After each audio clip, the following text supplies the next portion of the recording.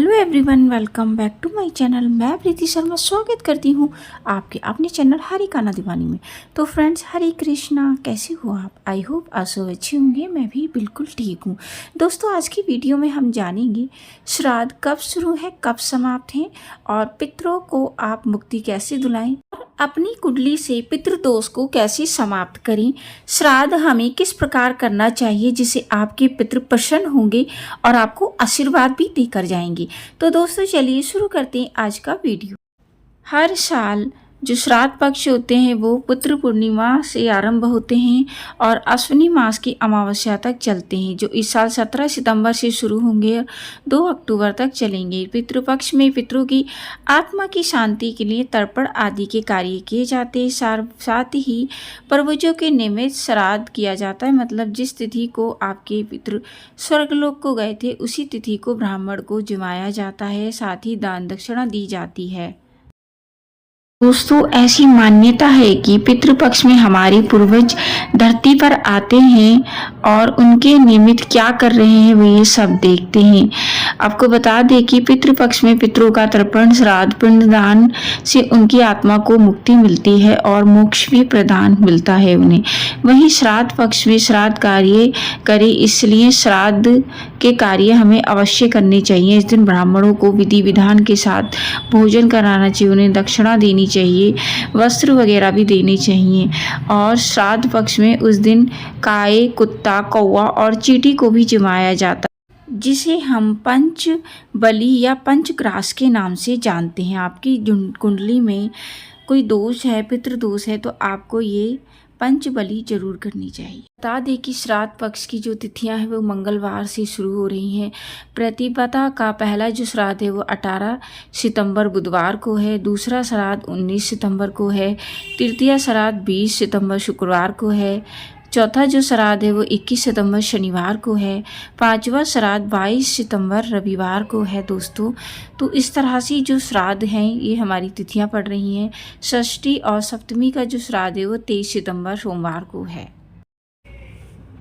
अष्टमी का जो श्राद्ध है वो 24 को मनाया जाएगा। नौवीं वाला श्राद्ध 25 सितंबर को मनाया जाएगा। दसवीं का श्राद्ध 26 सितंबर गुरुवार को मनाया जाएगा। एकादशी का श्राद्ध 27 सितंबर शुक्रवार को मनाया जाएगा। द्वादशी का श्राद्ध 29 सितंबर रविवार को मनाया जाएगा। त्रयोदशी का श्राद्ध 23 सितंबर का जो श्राद्ध है, जिसको त्रयोदशी को डेथ हुई है जिसकी, वो 30 सितंबर को करेंगे। और 14 का जो श्राद्ध है वो 1 अक्टूबर को है। सर्वप्रत अमावस्या 2 अक्टूबर बुधवार के दिन मनाई जाएगी। दोस्तों, ये जो आप किसी का श्राद्ध भूल गए हैं तो जो लास्ट वाला श्राद्ध होता है सर्वप्रत अमावस्या, उस दिन आप कर सकते हैं श्राद्ध।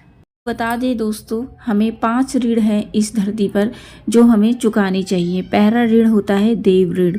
देव ऋण में हमारे 33 कोटि जो देवी देवता हैं वो आ जाते हैं। उन सबका तो हम कुछ नहीं कर सकते, मतलब सबकी पूजा तो हम नहीं कर सकते, सबको हम घर में भी नहीं बिठा सकते क्योंकि 33 कोटि देवी देवता बहुत ज़्यादा हो जाते हैं। तो इसीलिए हमें देवताओं की पूजा की बजाय हम किसी भी एक देवता को अपने इष्ट मान सकते हैं। आप उनकी पूजा करेंगे तो वो उन तक स्वतः ही पहुंच जाएंगे। जैसे कृष्ण भगवान की पूजा करेंगे तो सबको ही पहुंच जाएगी। दूसरा ऋण आता है ऋषि ऋण। ये ऋण होता है, ये ऋषियों ने हमें जो शास्त्र दिए हैं उनको हमें पढ़ना चाहिए, क्योंकि उन्हें बहुत ही मेहनत से हमारे लिए शास्त्र लिखे हैं। क्योंकि कलयुग में इतनी बुद्धि नहीं है किसी की कि सबको याद रहे, इसलिए शास्त्रों का हमें दिया गया है उन्हें, तो हमें उन्हें पढ़ना चाहिए, तभी हम उनका ऋण चुका जाएंगे। तीसरा ऋण है नर ऋण। जो हमारी हेल्प करता है, जो भी हमारी कोई भी हेल्प करता है, हमें उनकी हेल्प, उनका ऋण मानना चाहिए, उनके प्रति कृतज्ञ रहना चाहिए। चौथा ऋण है हमारा भूत ऋण। भूत ये वो वाला भूत नहीं है जो डराते हैं, हु वाला नहीं दोस्तों। ये ऋण होता है जीव जंतु के प्रति हमें कृतज्ञ रहना चाहिए। जैसे गाय हो गया, कुत्ता हो गया, हमें उन्हें बेकार में नहीं मारना चाहिए और जो भी हमसे बन जाता है हमें उन्हें खाने पीने के लिए देना चाहिए। यानी गाय माता को हमें रोटी निकालनी चाहिए, कुत्ते की लास्ट रोटी निकालनी चाहिए, ऐसा हमारे शास्त्रों में कहा गया है। और जो आखिरी ऋण है वो है पितृयज्ञ।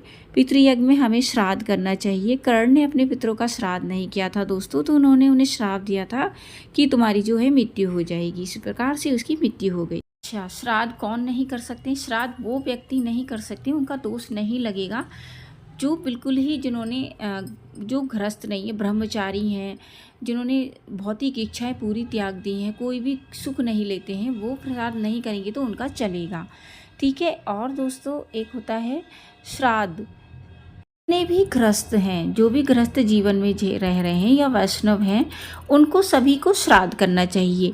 मरने के बाद आपका कोई भी चला गया है तो हमें ये तिथि देखनी चाहिए कि वो कौन से दिन तक में गया है, यानी कि प्रथम में गया है, द्वितीय में गया है, चतुर्थ में गया है या पंचमी में गया है, तो उसी दिन उसका जो श्राद्ध है, श्राद्ध पक्ष आते हैं तो हमें उनमें करना चाहिए। कोई आदमी मर जाता है या कोई भी व्यक्ति मर जाता है तो 13 दिन तक वो घर पर ही रहता है, मतलब जब तक उसकी 13वीं नहीं हो जाती है, वो देखता है कि कैसा व्यवहार है उसका, उसके मरने के बाद सब खुश हैं या दुखी हैं, ये सब वो देखता है। दोस्तों जब लोक में जाने का जो रास्ता होता है वो 348 दिन का होता है, उसमें आत्मा को जाने के लिए इतना समय मिलता है। अच्छा, जो यमराज होते हैं, जो भक्त होते हैं, जिन्होंने अच्छे काम किए हैं उनके लिए वो धर्मराज होते हैं, लेकिन जिन्होंने बहुत बुरे काम के लिए उनके वो धर्मराज होते हैं, ठीक है दोस्तों। और जो पितृलोक होता है, पितृलोक के जो राजा हैं वो अयरमा हैं। अच्छा, जब हम पितरों को भोजन वगैरह खिलाते हैं, हमें कोई नहीं मिल पाता है, ब्राह्मण नहीं मिल पाता है, तो अयरमा क्या करते हैं, वो कौवा बन के आते हैं, वो खुद ही भोजन ग्रहण करते हैं, जिससे पितृ को लग जाता है।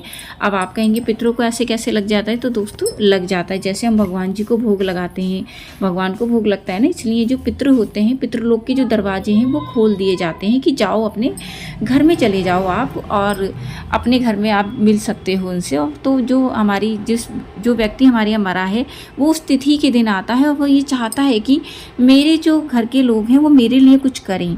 अगर हम उनके लिए कुछ करते हैं तो वो हमें आशीर्वाद देकर जाते हैं, हमें पितृदोष नहीं लगता है। लेकिन नहीं करते तो उनको लगता है अरे मैंने इनके लिए इतना कुछ करा, मेरे बेटे हैं, ये मेरी पत्नी है या फिर मेरा कोई भी है, ये मेरे लिए खाना तक नहीं निकाल सकते, तो वो श्राप देकर जाते हैं, जिससे हमें पितृदोष लगता है। अच्छा, अपनी कुंडली से पितृदोष कैसे हटाएं? आपको कुछ नहीं करना है, आपको क्या करना है, जिस तिथि में आपके कोई भी व्यक्ति गए हैं उस तिथि के दिन आपको श्राद्ध करना है। सबसे पहले भोजन बनाना है, भगवान जी को भोग लगाना है। भगवान जी को भोग लगाने के बाद वो भोग अपनी जो फोटो है, जो भी तुम्हारे व्यक्ति मरे, उनके आगे भोग लगा बाद उस भोग को आप ब्राह्मण को खाने के लिए दीजिए, उन्हें ब्राह्मण को दक्षिणा भी दीजिए और पैसे भी दीजिए। उसके बाद ही उनके पैर छूकर आप विदा करिए। जो श्राद्ध है आपने पढ़ा भी होगा, राम जी ने भी किया था। राम जी ने दशरथ का श्राद्ध किया था, जबकि वो तो भगवान थे, उन्हें ज़रूरत नहीं थी। एक बार वो श्राद्ध कर रहे थे तो जो सीता माता थी एकदम से भागकर झाड़ियों के बीच में छुप गई। तो राम जी आए, राम जी ने कहा कि सीता माता तुम यहाँ कैसे? तो कहती चलो पहले तो मैं इन ब्राह्मणों को जिमा के उनको विदा करता हूँ। उन्होंने सम्मान के साथ उनको विदा किया। फिर वो सीता माता के पास, देखो सीता ये गलत बात थी, जब मैं श्राद्ध कर रहा था तो तुम्हें ऐसे नहीं आना चाहिए था, ये तो उनकी बिल्कुल रिस्पेक्ट नहीं की तुमने। तो उन्होंने कहा कि मैं कैसे करती, मैं इस वेश में हूँ, मैंने चटाई का कुछ पहना हुआ है क्योंकि वन में थे उस टाइम, और मैंने देखा आपकी जो 3 पूड़ियाँ हैं वो ब्राह्मण के सर पे दिखाई देने लग गई कि बहू हो ना, तो वो मुझे इस वेश में देखते तो कैसा लगता है। तो इसलिए दोस्तों हमारी जो 3 पीढ़ियाँ हैं सिर्फ हमें वहीं तक श्राद्ध करना चाहिए, इसलिए इससे ज़्यादा हमें उन लोगों का श्राद्ध नहीं करना चाहिए। और श्राद्ध आपको पता है कि जो प्रहलाद ने भी श्राद्ध किया था, जबकि नरसिंह भगवान जी ने तो खुद उनके पिता को मारा था, उनको वैसे ही मुक्ति मिल गई थी। तो ये सब हमें समझाने के लिए क्या था कि श्राद्ध हमें अवश्य करना चाहिए, नहीं करोगे तो पितृदोष लगेगा। किसी पंडित के पास जाओगे, आप कहोगे आपके राहु खराब है, केतु खराब है। इससे अच्छा है आपके जो भी व्यक्ति हैं जिस तिथि पे मरे हैं उनका श्राद्ध करिए, जिस विधि से बताया उस विधि से करिए, आपकी कुंडली में कोई भी पितृदोष नहीं लगेगा। और दोस्तों फिर आपको बेकार के आपके पैसे भी खर्च नहीं होंगे, बीमारियां नहीं होगा, मुकदमा नहीं होगा, आपका कोई कार्य नहीं चल रहा है उसमें भी कोई दिक्कत नहीं आएगी। करना क्या है, सिर्फ आपको श्राद्ध करना है। तो दोस्तों इस प्रकार से आप श्राद्ध कर सकते हैं। तिथियाँ मैंने आपको बता दी हैं। होप कि आपको ये वीडियो बेहद पसंद आया होगा। यदि वीडियो पसंद आया तो वीडियो को लाइक शेयर करिएगा।